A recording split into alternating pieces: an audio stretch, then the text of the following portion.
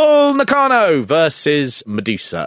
Yes. Should just say before we start, there are different ways that people pronounce Bull Nakano. Some people say Bull Nakano, which is probably the correct Japanese pronunciation. That's what I'd go for, but I've never said that right myself. No, I grew up on American wrestling, and I was introduced to Bull Nakano, and so I do tend to say Nakano. And apologies for that. If that's going to make any of you snowflakes cry. Sonny Ono comes out on this. This is a match with a stipulation in it, which is the loser is going to get their motorbike smashed up. A motorbike we've only just heard about. It's the most important thing in the world. Never, ever. Bull Nakano's always talking about a big motorbike. Never mentioned. And out she comes. I don't think she actually comes out. Sonny Ono comes out with it, on a Japanese motorbike. Yes. That has got the rising sun painted on it. Honda. Looks like it could go a bit faster than the American ones, doesn't it? I can see why they were scared of Harley Davidson the next year, because the only thing they proved in this match was that Hondas are very durable. Very well made. Very durable, very well made, and it does look better. They can take quite a battering, and they are almost impossible to break up, aren't they? It was like a brilliant advert for Kawasaki. It was. How did they manage to sort of get this in like that? I mean, I'm sure they'll probably just fall apart. The other great thing about that is they're not going to buy two motorbikes to test one of them. So they're just like, do it on the day.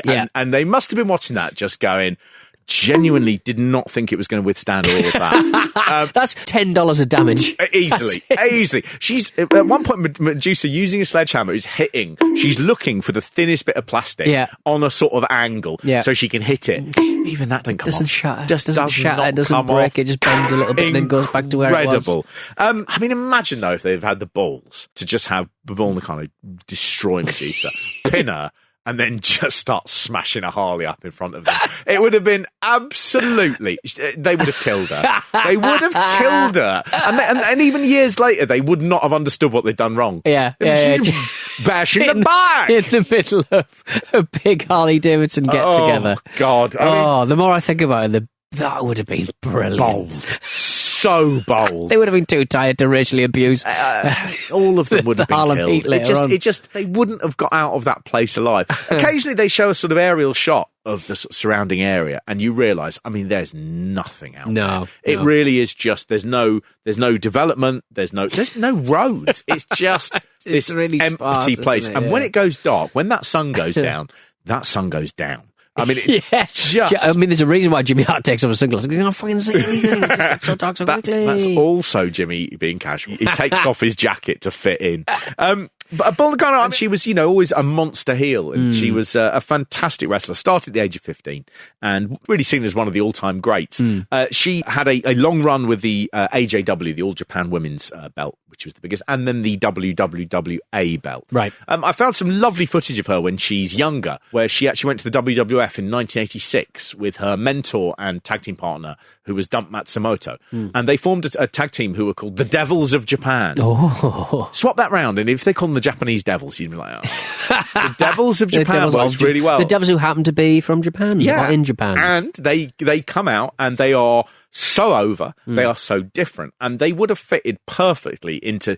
Could put them in WrestleMania 2 and 3, and God, they were exciting. They take on the long-forgotten pioneering women wrestlers, Velvet McIntyre, who is sort of overdue a little bit of credit, really. She was a very early protege Moolah, who worked alongside people like Wendy Richter and things like that, and it's quite surprising that they never ever talk about her. And she was teamed with a woman called Dawn Marie Johnston, and it's a great match, but it's only great because of the Devils of Japan. And they are... what's brilliant is Bull Nakano hasn't got this look at that time. So she doesn't have the hair sticking on end. What she's got is a sort of side parting and an undercut, and then really like strong makeup. And she just looks like someone from Hackney in 2012. She does. Really, really sort of is pioneering and exciting looking in that.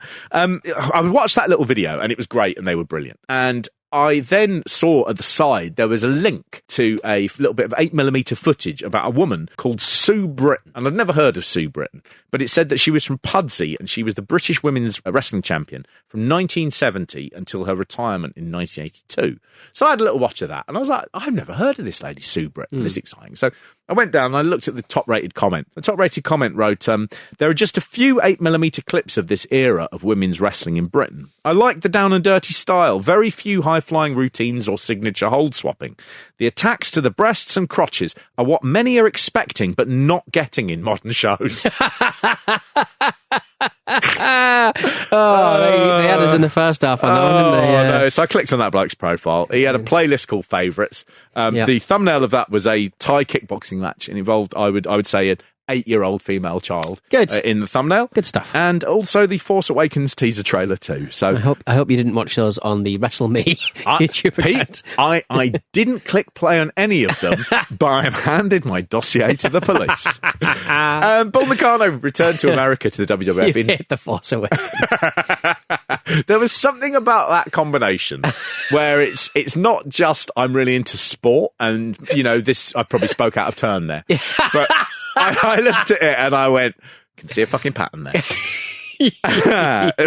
Bull Nakano returned to the WWF in 94 as an opponent for Madusa, who at that point was working as a Alundra Blaze and held the WWF Women's title. They had no one to fight, so they brought in Nakano from Japan, and they had a good rivalry. She lost to Madusa at SummerSlam 94, but then she won the belt from Alundra Blaze in Tokyo at the Big Egg Wrestling Universe event, which was a really 8-hour-long, all-female sort of super show. Right. The reason that she was given the belt was the WWF were planning someone to fill in while Madusa, Alundra Blaze, went away to have nose and breast surgery, some plastic surgery. And the problem was, Bull Nakano was going to feud with Bertha Faye, who'd had a Japanese career as Monster Ripper, and she was caught in possession of cocaine.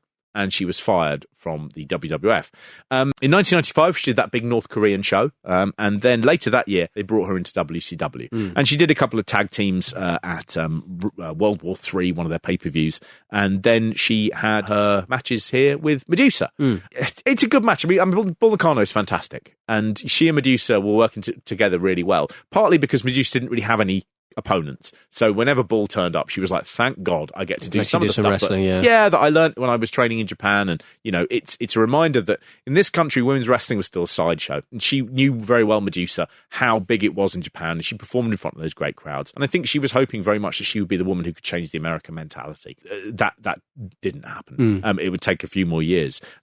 This is a really, really good match. And the crowd are really into it. There's a bike at stake. Well, yeah, exactly. I mean, I can't tell why lasses maybe, I don't know, but the crowd really take to this one, and it's only 2 or 3 moments, I think, through this whole card where they really sort of take it. This crowd also like every moment where a woman gets a little bit of violence directed her way. They are keen on that. That weird thing about just going, I'm so red-blooded and heterosexual. The fighting's fine, but if a woman's about to get hit, now I'm interested. Something to get my teeth into there.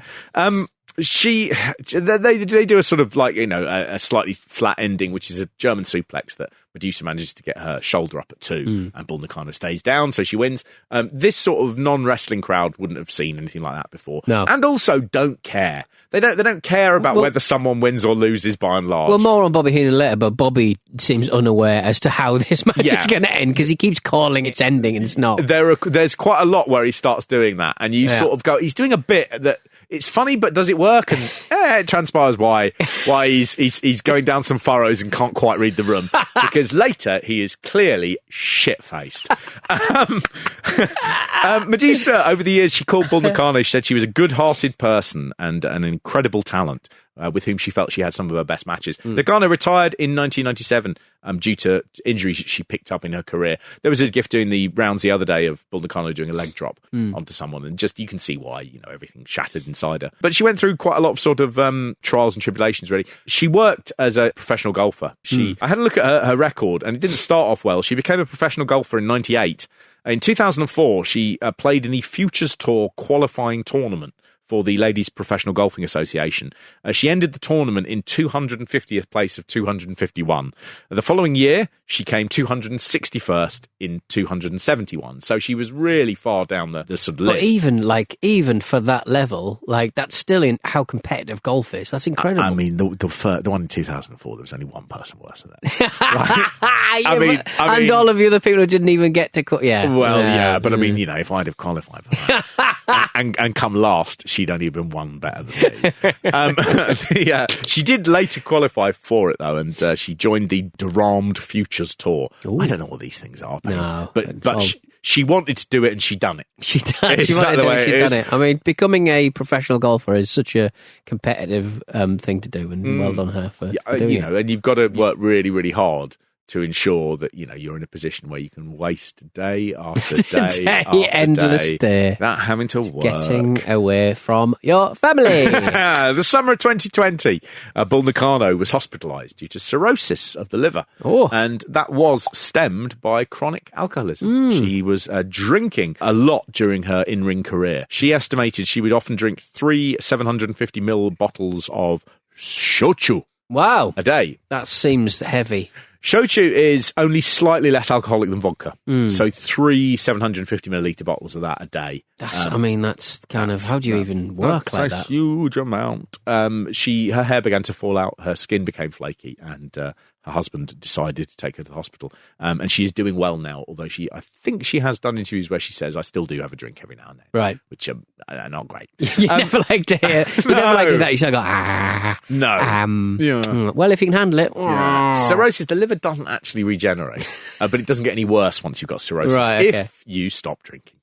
Apparently she is doing very well now, though. She's one of those people who, I think, I have certain, when we go to WrestleCon, I basically get one autograph a year from someone who, is an important wrestler from overseas that I just won't ever see again. Yeah. So the first year we went, I got Atsushi Onita's autograph. The second year I went, Aja Kong. And I would very much like next year to have Bull Nakano there. I feel like she's a key one for me to get. Huge fan of the knack.